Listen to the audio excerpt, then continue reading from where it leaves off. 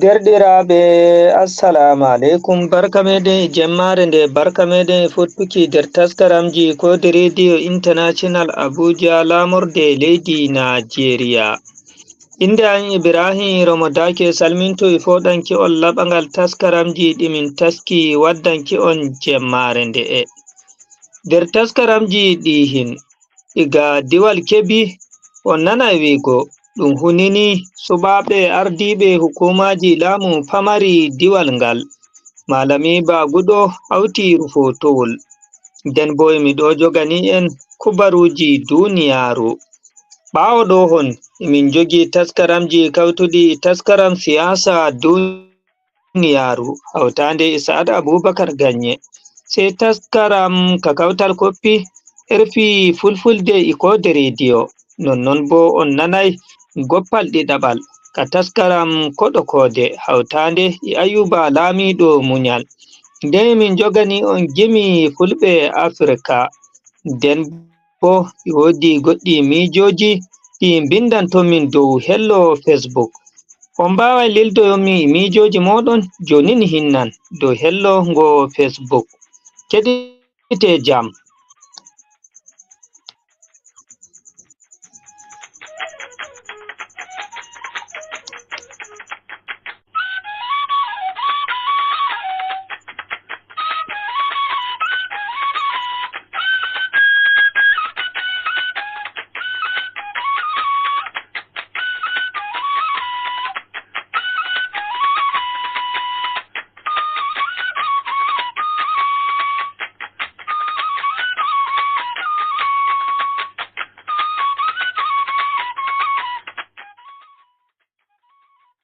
Amma joni sai mo'itinon jonde gamma mi andina on no windere nyalliri.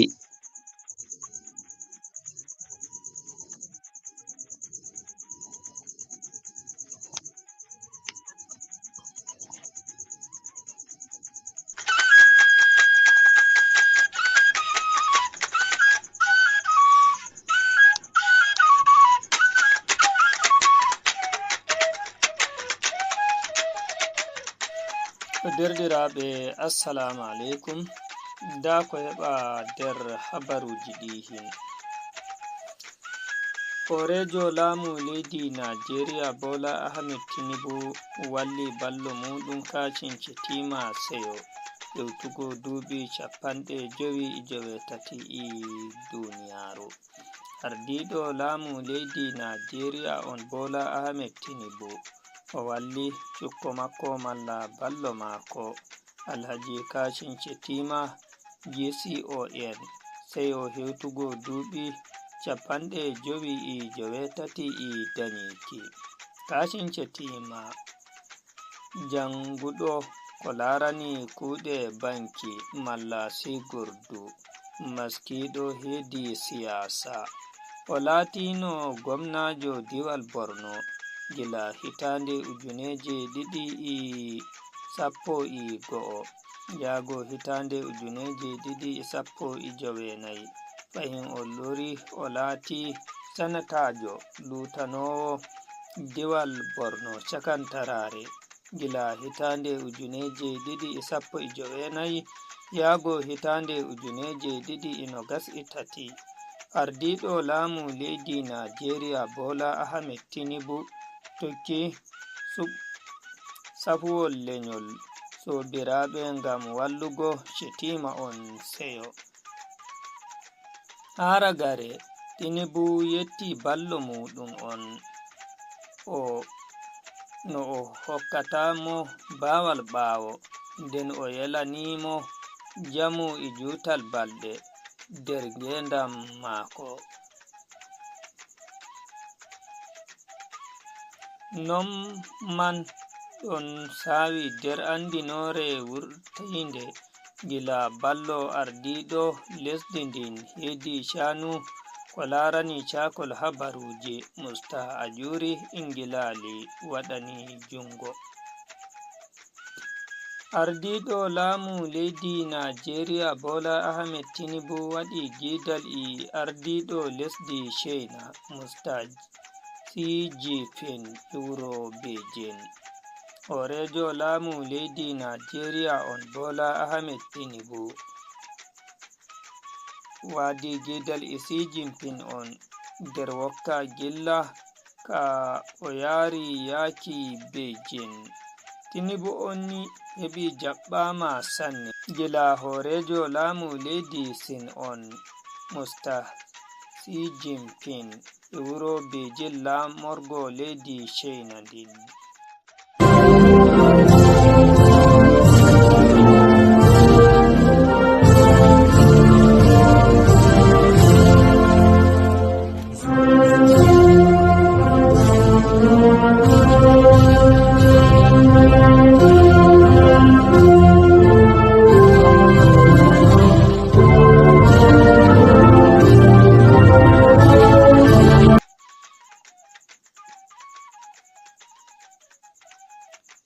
Ardiɗo leydi Najeriya Ahmed Bola Tinubu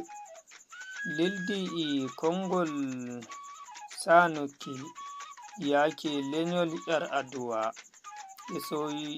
isoituki Hajiya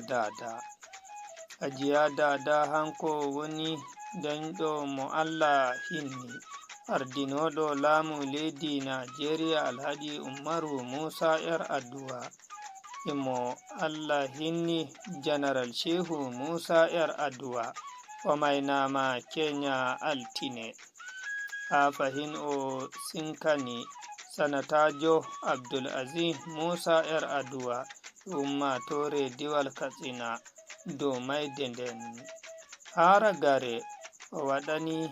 mainaɗo on do'aje fahin o nodditiri lenyol maɓɓe dow ɓe tokka numtugo wallinde o hokkino non man ɗon sawi nder andinore nde wurtinde gila ballo ardiɗo leydi ndin Sani Cakol kubaruji a juri ingilali to ɗo woni seɗɗa nder ko heɓa nder kubaruji amin ɗi jemmare nde joni min pitanai taskaramji ɗimin taski waddanki on keɗite jam.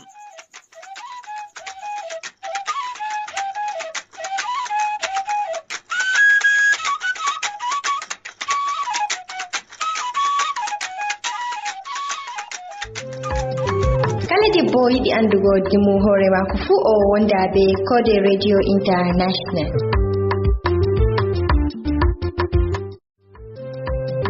Kala debbo yiɗi andugo dimu hore mako fu o wonda be Kode. Ngam to fewre waɗi goga asel to a fami kalimaji ɗo a faman duniya.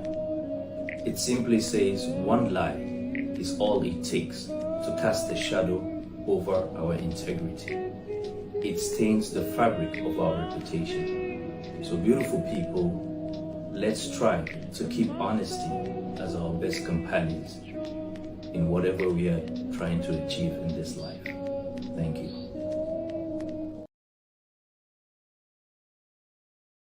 Yettama Modibbo. Joni min pitanayru fotoji ɗimin taski waddanki on jemmare nde. Iga diwal Kebbi Malami Baguɗo hawtiru foto dow no ɗum huniniri sobaɓe hesɓe ɓe hukumaji pamari diwal Kebbi. Adiɓe hukumaji pamari ɗin nogas e go'o kunnaɓe e jehol Kebbi ɓe kunnama ni e jipporde adiɗo lesdi gonno noon e birni Kebbi wakkati lamar gal waɗete ni carƴo mo jehol Kebbi horejo maɓɓe da Abubakar Malami Baguɗo iga diwal Kebbi pamari nogas e go'o cuɓaɓe nyande asoe calinde wakkati kunelgol en ni kanko carƴo on Justice Umar Abubakar o fuɗi hakkillo kamɓe cuɓaɓe ɓen ɓigo ɓe tokka didaɗi hawtade bo e hulgo Allah kala Najeriya joni ko hani tokka kala ko didol Najeriya umri dow majum ni wakkati huneyere wi'ama ɓe tokkata laabi waddango lesdi Najeriya illa ko seɗɗa ɓawa nden bo ɓe kuno wigo kala ko didaɗi lesdi Najeriya tokki fuu malla bo andini ɓe tokkay ɗon ɓe celatako. Justice Abubakar wi'i kanko nidorde makko carƴo wala ko wondo dane maɓɓe sai ɓe andi neɗɗo gonga dow iri hunere gaɗetene nden bo o hunnayiɓe sai ko o sagani aadiɗo maɓɓe fuu wato alkunal mangal wigo holla ɓe julɓe nden ɓe tokka laawol hulgo Allah bo noddiɓe wiigo ɓe kalta hoore maɓɓe ɓe laato inaare woore ngam wallugo gomna Idris Kawram Gandu wakkati lamar gal waɗete ni kanko gonajewol keɓi on jotta Kawram Gandu o yaaliri nden bo o noddi dow kamɓe ɓenɗen ɓe laato himɓe ballay emo wakkati dogginol kuuɗe makko kan keɓol jahal yeeso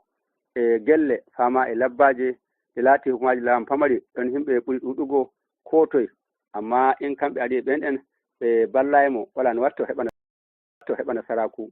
o wi'i gomnatiji caliɗi ɗum mani heɓi nasaraku noon dow ballal ardiɓe hukumalaji pamari ɓawo nden bo o andiniɓe joni wiigo ɗo yeeso ɓe puɗɗay waddanego ceede maɓɓe ega moggal lesdi hana sey yaali toon lamorde jeha ngam majum ɓe goodi bawɗe waɗugo kuuɗe yaago to himɓe maɓɓe ko hitani shanu laabi jangirɗe e nokkuje bo feere feere ɓawo nden o noddiɓe ɓe kawta hoore ɓe acca wonkore nden bo kala ɓe nani goɗɗo gaɗo wonkore fuu ɓe ɓurto mbarle muɗum ko yehi yeeso wiigo hani kala keɓi walla bo keɓinkejo laato gongarajo wakkati ɗum huniniɓe mi ƴami goɗɗo aadi ko lamparaga ko ko bese jewol keɓi Sirajo Umar Sirajo Usman shin koye noon o nani belɗum wakkati ko ɓe cuɓa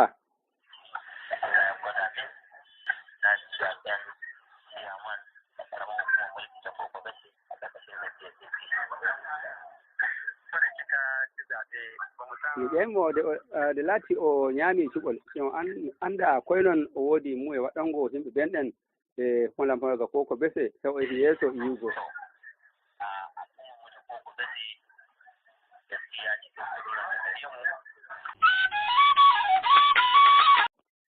ardiɓe hukumaji pamari ɗin no gas e go'o kunnaɓe e jehol keɓi ɓe kunnama ni e jipporde aadiɗo lesdi gonno noon e birni keɓi wakkati lamar gal waɗete ni carƴo mo jehol keɓi hoorejo maɓɓe Justice Umar Abubakar kan honi kamɓe aadi hukumaji pamari no gas e go'o cuɓaɓe ñande asoye calinde wakkati kunel gol en ni kanko carƴo on Justice Umar Abubakar o fooɗi hakkillo kamɓe cuɓaɓe ɓen ɓigoɓe tokka diidaɗi hawtade bo e hulgo Allah kala Najeriyajo ni ko hani tokka kala ko diidowol Najeriya umri dow majum ni wakkati huneyere wi'ama ɓe tokkata laaɓi waddango lesdi Najeriya illa ko seɗɗa ɓawa nden bo ɓe kuno wiigo kala ko diidaɗi lesdi Najeriya tokki fuu malla bo andini ɓe tokkay ɗum ɓe celatako Justice Abubakar wi'i kanko ni rewde makko carƴo wala ko wondo dane maɓɓe sey ɓe anndi neɗɗo goonga dow iri hunere gaɗetene nden bo o hunnayɓe sey ko o sagani aadiɗo maɓɓe fuu wato alqunal mangal wiigo holla ɓe julɓe nden ɓe tokka laawol hulgo Allah bo noddiɓe wiigo ɓe kalta hoore maɓɓe ɓe laato inaare woore ngam wallugo gomna Idris Kawram Gandu wakkati lamar gal waɗete ni kanko gonajewol keɓi on jotta Kawram Gandu o yaaliri nden bo o noddi dow kamɓe ɓenɗen ɓe laato himɓe ballay emo wakkati dogginol kuuɗe makko kan keɓol jahal yeeso e gelle fama e labbaje ɓe laati hukumaji lawam pamari ɗon himɓe ɓuri ɗuɗugo ko toye amma in kamɓe ari e ɓenɗen ɓe ballaymo wala no watto heɓa nasaraku o wi'i gomnatiji caliɗi ɗum mani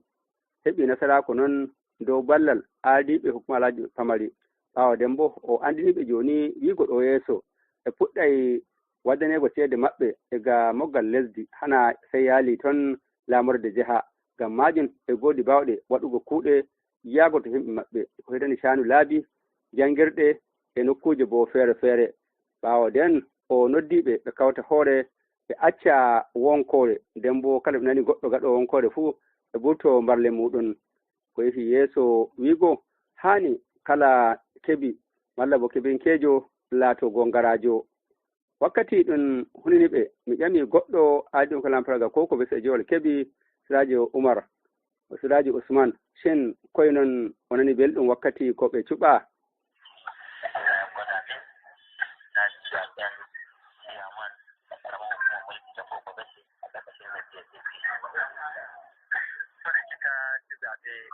mi ƴeymo de laati o ñaami cuɓol o annda koye noon o woodi mu e waɗango yimɓe ɓenɗen e holamparaga ko ko bese taw e yeeso yiwgo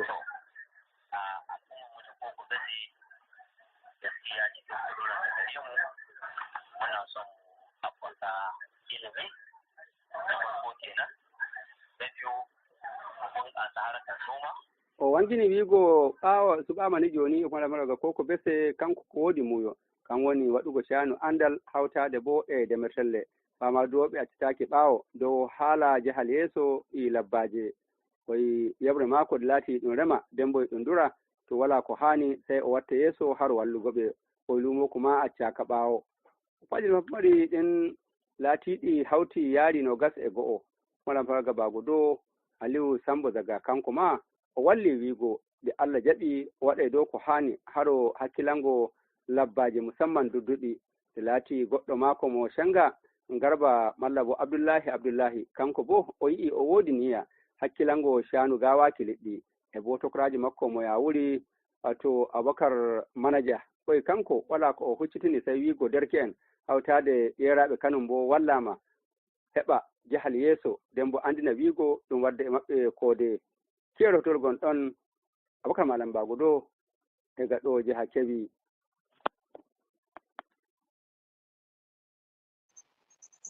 Yettama Abubakar Malami Bagudo ingor fotol. Inna lillahi wa inna ilaihi raji'un. In keɓi habaru maide dada editajo kode Radio International Abuja Ahmed Arab Abubakar Azare hande kekkide kode Radio International Abuja do darnde luttuɓe huwoɓe kode emin ɗon jottina kongol fofo amen yaki editajo amen Ahmed Arab Abubakar Azare. Allah inna dada, Allah yafomo, Allah yurmamo, Allah nadamo der aljanna firdausi. Joni sai mo itinon jonde gam nanki taskaram kodo kode hawtande Ayuba Lamiɗo Munyal. Ayuba to a taski bisimilla maɗa.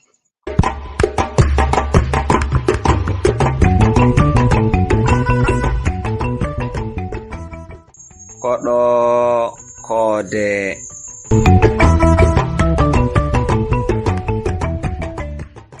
Heɗitoɓe assalamu alaikum, barka min belorki potte moɗon nder taskaran koɗo kode. To on numtani nder taskaran koɗo kode ka asawere salinde min jaɓɓake koɗaku Sunusi Shanu Usman Bello Pullo Gombe joɗiɗo makurɗi lamorde diwal Benue. To nder taskaran hande on nanai ragare gewte amin imakko inde an Ayuba Lamiɗo Munyal biyaymiyo keɗite jam.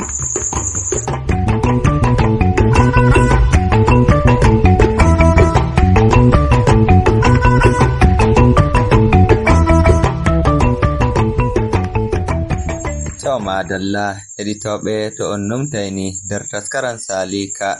min darake ha to Sunusi wolwata dow ɓillaji ɗi o yidata nder sana'a mako ka lanyuki mota bononi. Den kadi bo e a dilli ma wawai yanayi mota a dillai jemma a dillai nyaloma mota wawai wonno to wonnorake ma nder ladde ɗon ma ɗum won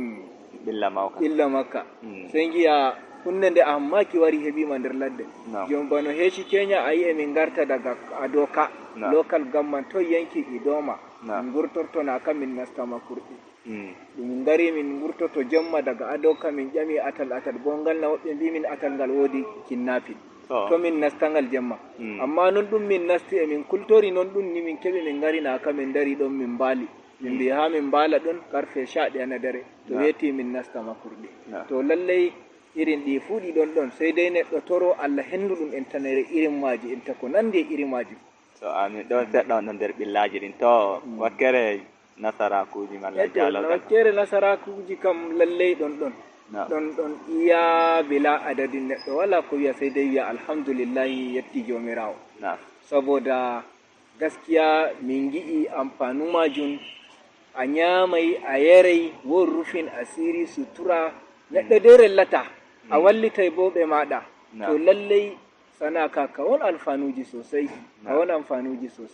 na lallai sai mi ambatake lallai nda ko ɗum heɓata amma iya lallai ko andumi lallai sana ka won rufin asiri iya rufin asiri fu no ɗum noddirta rufin asiri fu dai gorgodo woodi lallai woodi. to wodi musamman enen fulɓe sukaɓe ɗuɓɓe bonino maɗa fanna e sana'aji musamman iri ɗiɗi nder gelle ɗo da woɓɓe iya durgol ngol ɗon ngol doni to dañoɓe maɓɓe yanayi ɗin suti goye noddago gaɗanta fulɓe bandiraɓe sukaɓe iri maɗa ɗo ɓe ummo ɓe nasta ɓe tefa goɗɗi sana'aji feere ɓe ballita sana'a durgol lallai haqiqa irin ɗum kam kullum miɗon ɗon joɗo min tamma mi waɗa nazari entanere dow irin ba sana'aji ko neɗɗo no wiyata hande fullo kam ɗume hani ummo wallitira hoore muɗum nasta jamare hande anyum bo ɗum wiya ɗum hande anyum mada ɗum dindani e Nigeria ɗo alhamdulillahi e si terri jahuɗa fu a tawai fullo a tawai wayiɓe a tawai bo joɗiɓe nder ladde to ɗum wi wayare jamare ɗum to mi waɗa kuskure ɗum waɗa muñal ngam ta a wi wayare goɗɗo fahintete goɗɗo fahintatako ma ta wi neɗɗo kai ɗinnan ɗan ƙauye ne ba ƙauye kawai to o fahintatako ko nufotoɗa ma'ana joni neɗɗo to o wima wane a wayaki bano jahiltoɗa hunde nde a anda hunde nde a anda fu a ƙauyejo e mare hunde nde anduɗa fu bona a wayake entanere dow mare na wai joni nder gelle woni mi wayake ba jangirde hanyum woni mi wayake anduki ko watta hanyum woni mi wayake fulɓe meɗen ɗum ɗaliɓe ɓawo e nastuki sana'aji musamman fulɓe meɗen joɗiɓe entanere nder ladde ɗum ɗaliɓe ɓawo enta nastuki sana'aji fullo wala ko mo hakkilani sai nagge sai shikenan to wala nagge he o nasta nder geriru o waɗa ko o watta mako o yaha o yehi o sori dabba o wurto o yaha o faɗɗa ko mo jogi kadi bo fata o meti o nasti fatara dabba ngan o meta o yaha o sora o hura o waɗa laruji mako to ɗum kuskure mawɗum ya kamata o heɓa handini o heɓa sana'a gokkaka o nangi hanko boni ko no ɗum wa'i funi no o wallitira hoore mako saboda hande e jango salake no neɗɗo hammi a hefti sana'ajiji bo ɗi ɗon kala kala jon ko bana suki sana'aji dabbaji ɗum sora ande lalaɓiɗo fulɓe o wari illugon to madalla heɗitoɓe ta'ungoyte yon keɗito suudu radio kode international wondo abuja lamarde lesdi nigeria nder taskaran koɗo koode nanta min ayuba laamiɗo muñal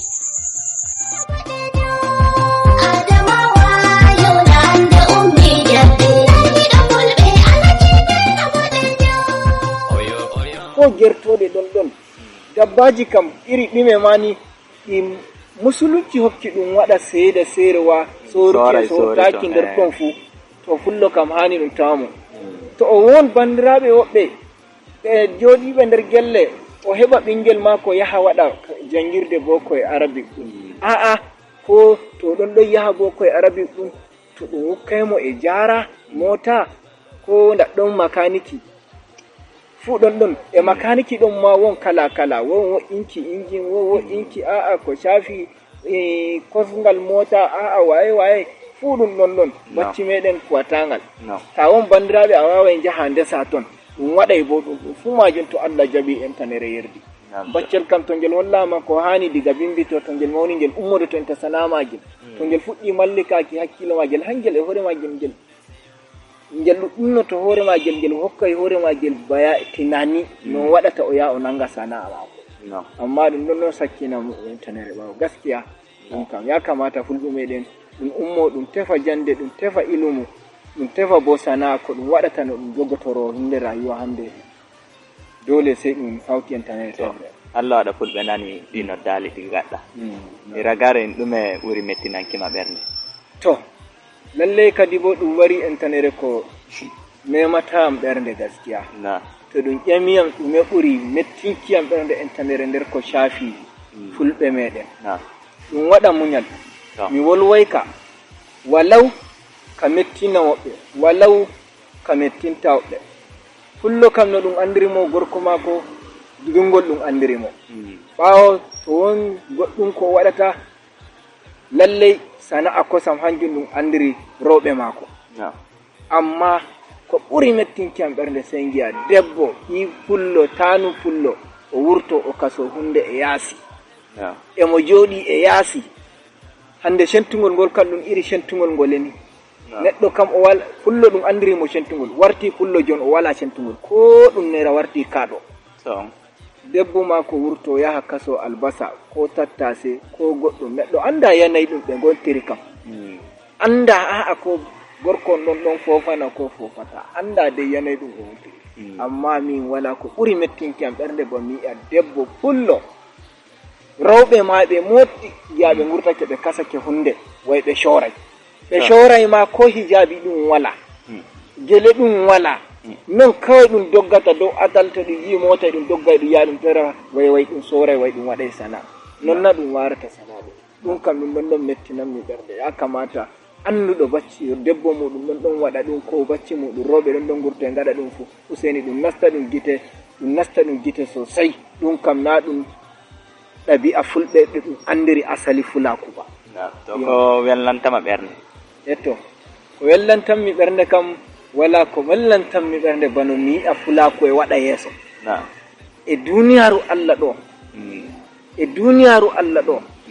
ko ɓuri wellanki am ɓernde bon wala ko sali ba mi yi'a fulaku e bayyano ko taina sabida har ga Allah ko iri ɗum giita internet e social media ɗum wara giya ɗum huɗa fulɓe a'a waye a'a nana jihari ndin ton ay fulɓe gatta kaza wallahi a anda no ɓernde am mettirta to hanjum wallahi min bo ɗum to mi nani habar na ɗum fulɓe gaɗata ɗum welnanmi ɓernde sosai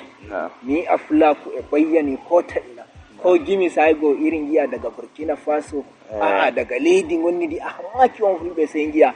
ɗum ɓili jimol fulfulde e yewtender ɗon duddani fulfulde ɗon ferotira na lallay mi faama fulfulde wonni nden amma to mi nani ɗum fulɓe sey mi nana ɓenda e yontere leddi ko ɗum yahudanko en jooɗi e maare ko ɗen julta nammi ɗum fulɓe kakkilanta fellere nden belɗum fellere nden nanaymi to ɗum kam ɗum ɗon entanere ɓende am to ko mbiyata suudu kode radio lallay suudu radio kode radio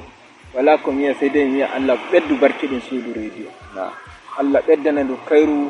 Allah faɗaɗo ndu bayyano ko ta'ina laato na Najeriya tan Africa gaba ɗaya laato ɗum ɗon nana suudu radio ndu Allah bo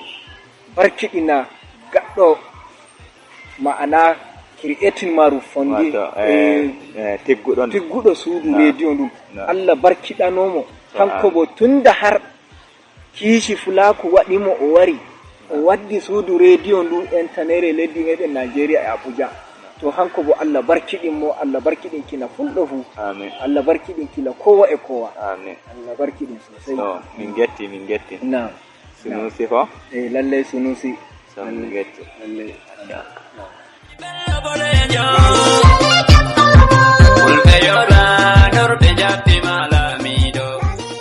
to madalla heɗitoɓe fu iɗomin gaddira gare taskaran koɗo kode kande e asawere to min jaɓɓi koɗako Sunusi Shanu Usman Bello pullo Gombe joɗiɗo makkurɗi lamorde diwal Benue emin mbiya min getti jonta kam ido darnde hukuma suudu radio kode international inde an Ayuba Lamiɗo Muñal biyay miyo gonde taskaranji kode radio international kala nyalande fu bale jam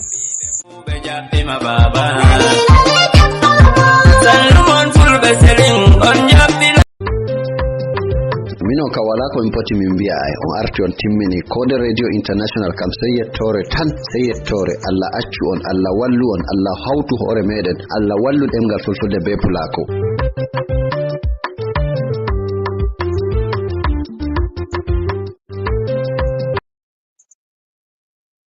wattu cakol habaruji amin iga ɗo Abuja lamorde leydi Nigeria ɗon holla jamdi 9 e silmaji 30 nonnon ɗum woni e Yamai hawtande e Gaundare e Njamena leydi Chade nden bo jamdi 9 e reta wonɗon ha Dakar Senegal e Guinea Conakry e wattuji hirnangere Afrika mi Ibrahim Ramadake wondi moɗon darnde go ha dow Facebook hawtande e channel YouTube amen to min gaddanta on taskaramji amen ɗi jemmare nde'e. Inna lillahi wa inna ilayhi raji'un. Allah maini dada editajo kode Radio International Abuja hande kikkiɗe. Allah hinnamo yaafomo. Joni sai mo itinon jonde gam nanki siyasa duniyaru hawtande Isa'at Abubakar Ganye.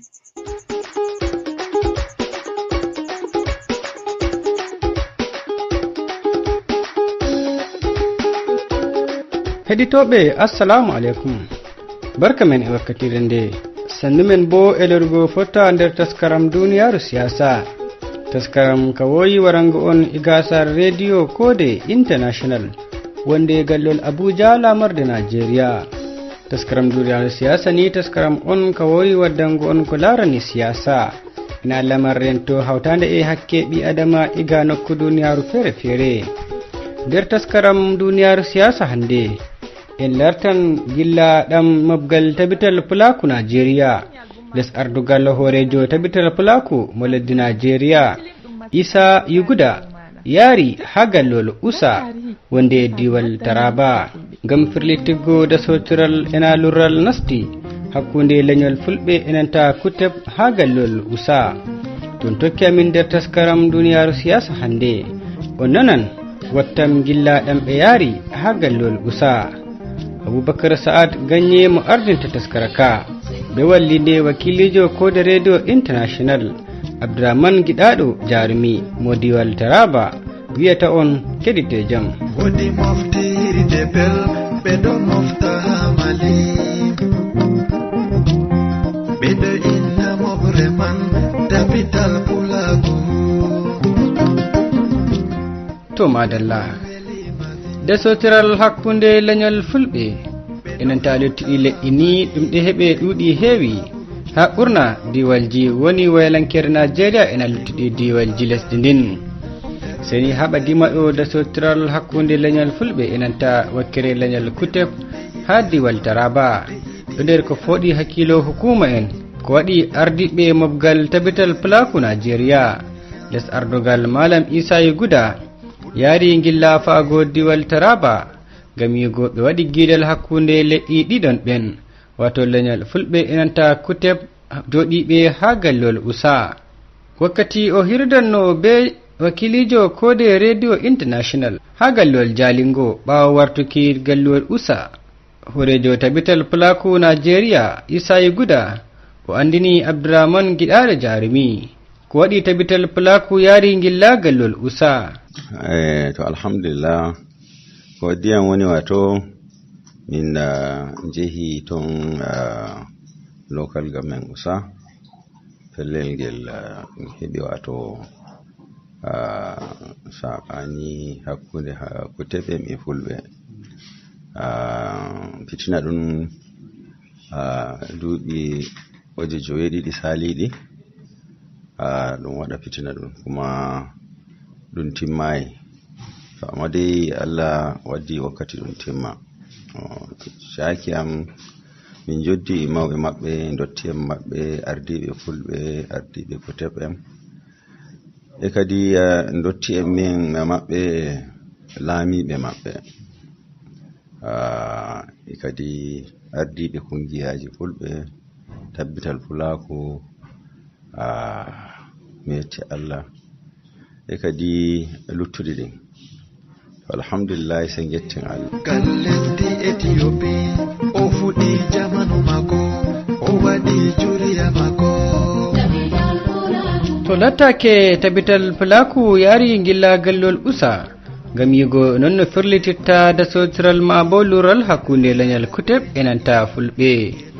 To kone ɗum tindinta irin nasaraku jonde nde heɓi ɓawo gilla ha diwal Taraba. Ha jontani nda Isa Yuguda jagorɗo tabital pulaku ha Nigeria. To lalle min heɓi dai wato ko moye waɗi na'am sulhu ɗum waɗi sai ɗum yetta Allah ko moye ummi fellel mitin yin ɓernde mum e walti. To alhamdulillahi min getta e Allah, min getta gwamna hanko Taraba, gwamna Kefas, gam lalle o waɗani wato o jaɓɓi min minon ardiɓe, kadi wala ko waɗnayi min, o leddani min motaji pellel min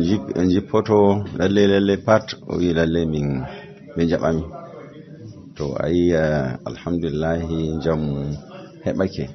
amma mi nodda fulɓe meɗen ɓe andi dey wala to wala pullo pat leydi Nigeria to fulɓe. Doɓɓitowo risku bo hanayi wi'a ɗum tawi ɗum e fitina. Habe yoddi Egypte jamanan haton de desira doya jani sebe diriti hirinage abenalti mafina. Leñol fulɓe e nanta kutebni duuɓi uji neɗɗi ɓeɗo jooɗi ha gellol usa nokkure woore, nden bo ɓoyma wala lurral feere ko nastata hakkunde wakkire ɗiɗon ɓen. Seni ha duuɓi ga en jiɗo dasotiral ɗo heɓe hakkunde leñol fulɓe e nanta kuteb, ko waɗi ɓurna nder wakkere leñol fulɓe doggi acci nokkure usa ngam daynugo iga dasotiral heɓete hakkunde wakkire ɗiɗon ɓen. Seni wakkati gillaɗam ɓe yaari gallol usa, mobgal tabital pulaku andini wi'i ɓawo gidal ɓe waɗi be wakkere kuteb e nanta fulɓe, laamiɗo usa o lammini arɗo fulɓe mo gallol usa hawtande e noddago fulɓe ɓe doggi acci ci'e maɓɓe ɗo ɓe warta nokkuje maɓɓe ngam yigo ɓe hawti hoore. ɓe hombi haala lurral ena sonderen to nokku usa habdinta, wiki Isayi Guda jagorɗo mobgal tabital pulaku mo lesdi Nigeria. Lalle mitin ɗum bako min ummo laamiɗo lammini arɗo usa wato honto fitina ɗum waɗata ɓenno ma wala no arɗo. To ɗiɗaɓum laamiɗo e mitin ɗum lalle mo noddi fulɓe garta pellelji ɓe acci, fulɓe wato mawnuɓe ton kadi andaɓe ton ha usa. Lalle mitin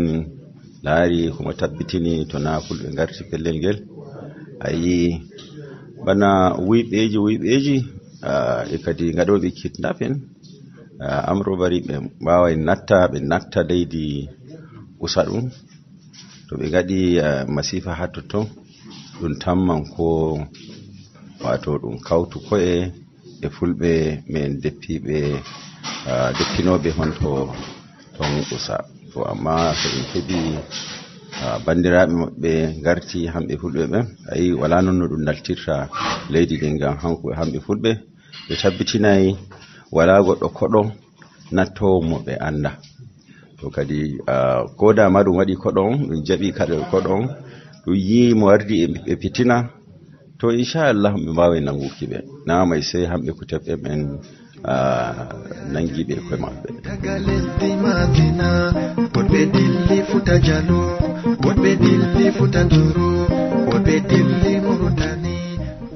To itoɓe tata wayte taskaram duniyar siyasa warinta on gasar radio Kode International wanda gallol Abuja lamurde Nigeria.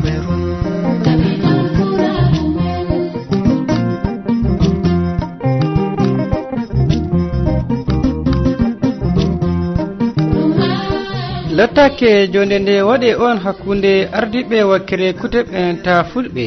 nden bo ha yesso laamiɗo usa enanta ardiɓe mobgal tabital pulaku ɓe yahi ngam firlittugo dasotiral ena lurral hakkunde wakkere ɗiɗon ɓen. To ko ɗume on jabruɗe ɓe tammi hosugo ma bo jabruɗe ɓe hoosi ɓawo jonde nde, ha jontani nda Malam Isayi Guda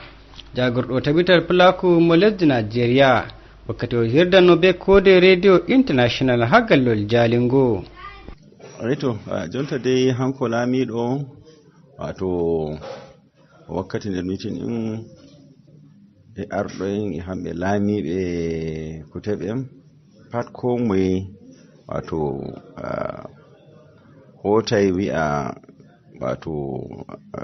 adujeji maɓɓe e dow ɗum heɓi ɗum daidaitini ko moye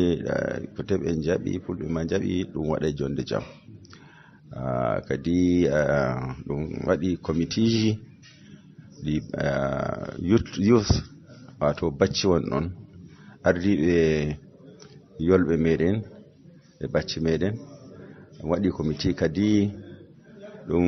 surveillance wato daroɓe dai committee hawti fulɓe kuteɓe to hamɓe tabbitina wato jonde jam heɓake to ɗi committee ji ɗi tati wato wodi committee ɗum mawɗum ɗum peace committee hanko jonde jam wato hanko reverend Shamaki hanko woni chairman ay adri state ko to yi amin ko ɗume local government ɗum okkimo dongal morondo to tabbitina kokkori hakkilo ɗum heɓi kaki hakkilo haragare ni jagorɗo tabital plaku Isayi Guda o noddi wakkere fulɓe enanta kute be wigo ɓe dayna ko waddata lural hakkunde maɓɓe lattake wala dinaje jangini dow goɗɗo yaha mbara goɗɗo ngam majum o noddi wakkere ɗiɗon ɓen dow ɓe teddina jonde jam hakkunde maɓɓe to yadake ɓe yiɗi ɓe yi'a jahal yeso ha nokkuje maɓɓe. Allah wallitay en ngam Allah andi on to tagi yonki kam hanko jeyi yonki amma mo wi mo wodi wato ka'ida ɗum hoccata yonki to na hukuma wala mo dama wiya way hocca yonki bil adama to ayi bo min tabbitini bono e Christian injila wato bible on non wato wala to ɗum wi'i jaha mbara goɗɗo kadi ta wari goɗɗo ma nda iri wato bone ɗe jarata hontawa hoti jomirawo non bo julɓe julɗo andi ko Qur'ana wi wato teddiki yonki to ayi kanjum ma kowa dai hefti kuma ɓe andi dai lalle ɗum heɓa wato ɗum tokka ko Allah wi ɗiɗabum bo ɓe andi jonde jam kande waddata wato jawdi pellel wato yiya ɗum waɗi yeeso ayi bo kai ko ibada ma ɗum gaɗata a juulay to na hakkilo e waali a wawi juuluki mi yaha juulide juula ɗum waɗatako hamɓe kirista en bandiraɓe meɗen ayi ɓe mawata jaha coci ñande alal ɓe mbiyan ɓe toroto Allah ɓe ɓuri marugo na'i ɓe ɓuri jangirde ɓe ɓuri marugo ngarol ɓe ɓuri to heɗitoɓe fuya fu ɗo min gaddira gare taskaram duniyar siyasa ɗam hande sai bo asawere warore en tami waddango on taskaram feere kesum jonta kam dow darnde wakilijo kode radio international mo diwal Daraba Abdourahmane Giɗaɗo Jarumi min Aboubacar Sa'ad Ganye mo ardini taskara ka wiyata on keɗite luttuɗi taskaram kode radio international en ɗon hedi YouTube ha kode radio ena Facebook ha kode radio nden bo en ɗon tawakkere tune in ena radio Garden jotta kam sei wiya on tokke wondago e kode radio international dabiya fulɓe on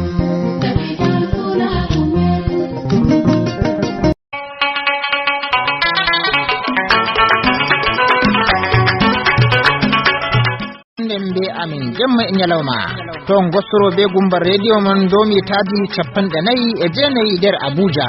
ndarde go nyalde fu wala hendu ko hoshaki hite suudu radio kode international sai ummatore konde min don gam onon ma gonden be amin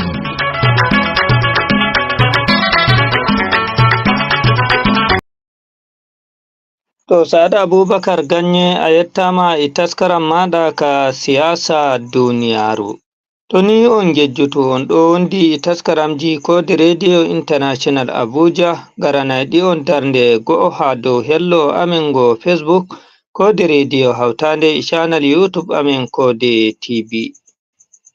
jonin nan sai mo itinon jonde gam nanki taskaram kayeso taskaram ɓamtare domri taskaram ka radio France yabre fulfulde taski warantawan iga ɗo kode radio international Abuja.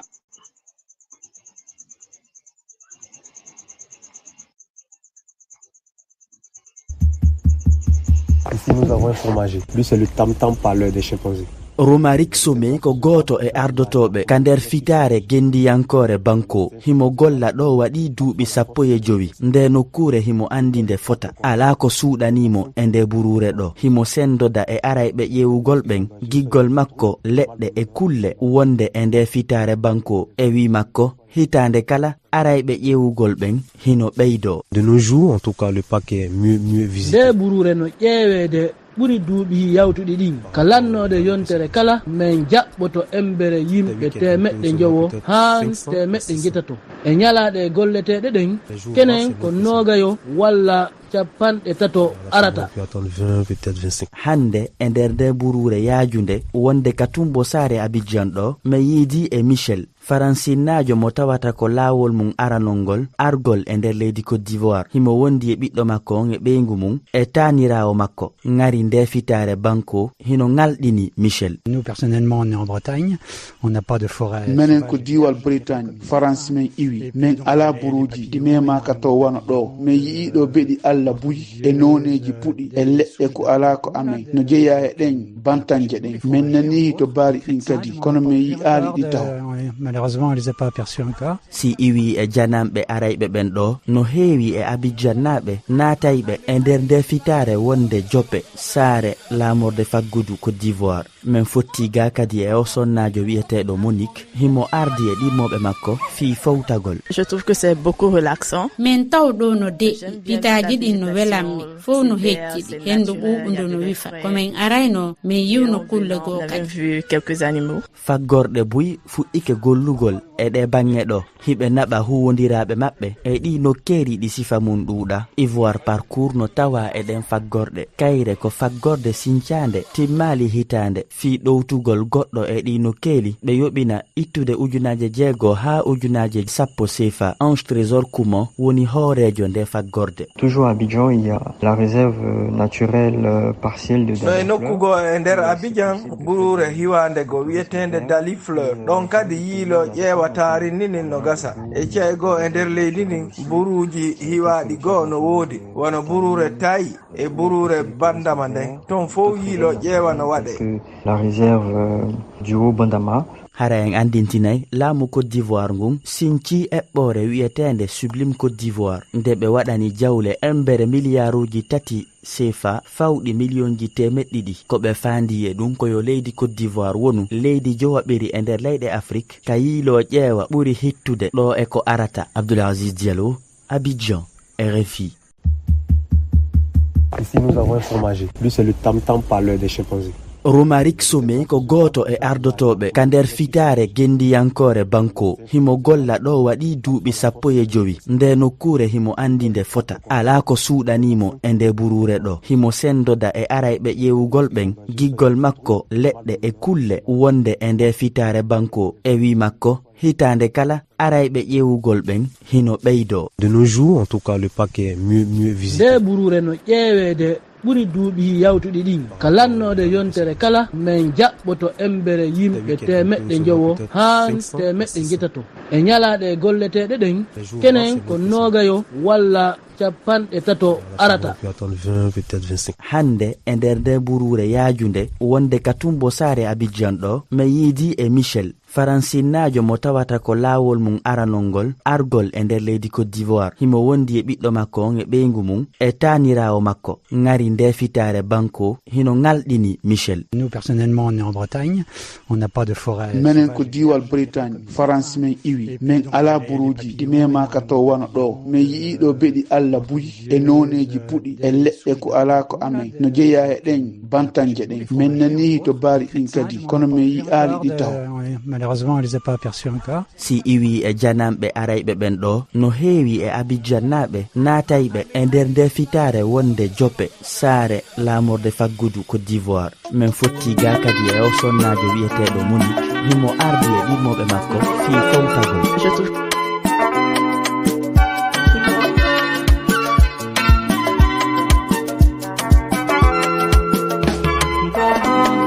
Bingel gogo, bingel gogo, bingel gogo, warwe bingel gogo.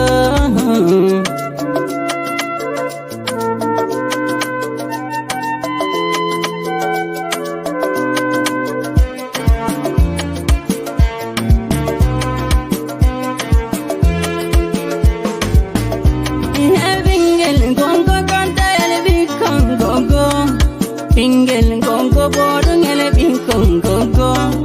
bingel gongo lawo ngele bingkong gogo. Weli ambata yo tanay yo tere mada.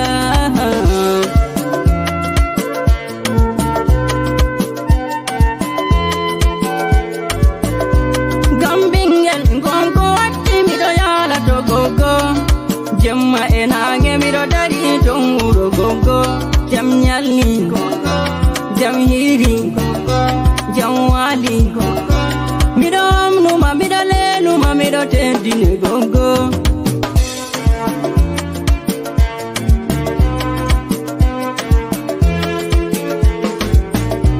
Kami ori beda mi jura gada uro gogo, lazara mido laulo mi ala uro gogo. Gambingel gogo wati mi walta hogo. Mido yini mami wawata kodani mi ema.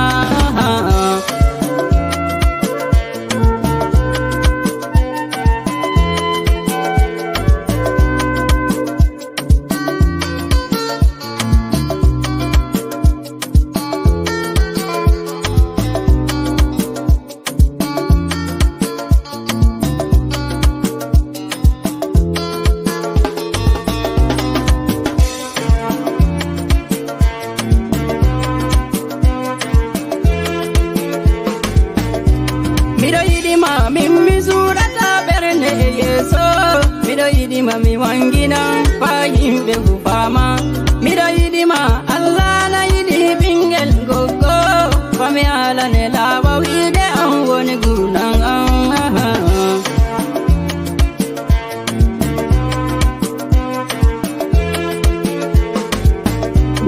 Moada gogo wade ka bingel gogo mido wodi gogo da yaniyam bingel gogo mido wadi na worobe pa joni ha min dara goɗɗi termijoji ɗi heɗitoɓe deltoytamin. Arani wodi Abubakar Eskulani o wi Allah jomirawo yara laku yeso amin summa amin. Sai ha mijo gongo to channel YouTube amen Ayuba Lamiɗo Munyal goto nder huwanoɓe kode o wi masha Allah. Allah jomirawo wallito en. Nden bo o lori ha dow channel dow Facebook o wi masha Allah jomirawo Allah wallito en amin Ayuba la.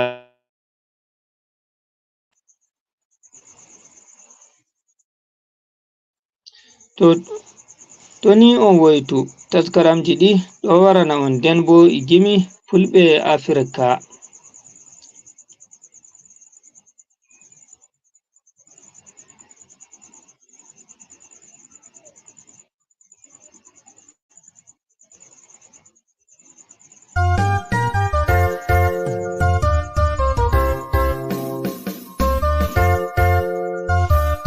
Joni sai mo itinon jonde.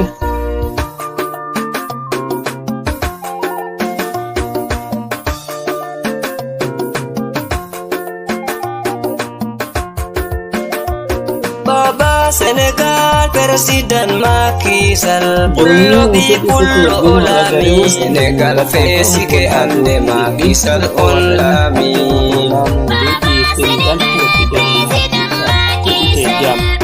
Mabbol mamin jaɓɓito to on min mbi'a baleja.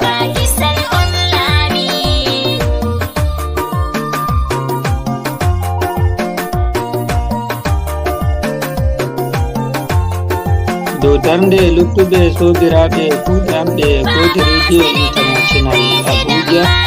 min Ibrahim Ramatake ko ɗugo matsalar taskaran bikin mare ne biya ni on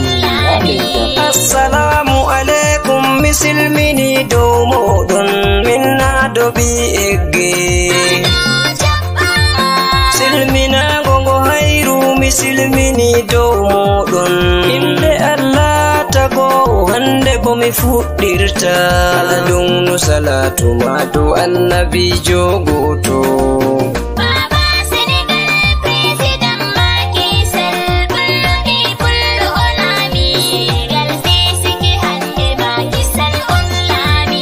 Allah on jom bauɗe ɓeddina fasaha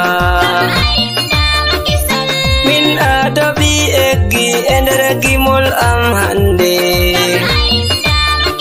jamaje famoɓe nane mi yewta on ko sale min adabi eggi miɗon joɗi ha sare telefon am de soni mi hosi sai bo mi noti sai mi ƴami hande ummoye noddata yam sai o wi Isa marawa hande on noddatama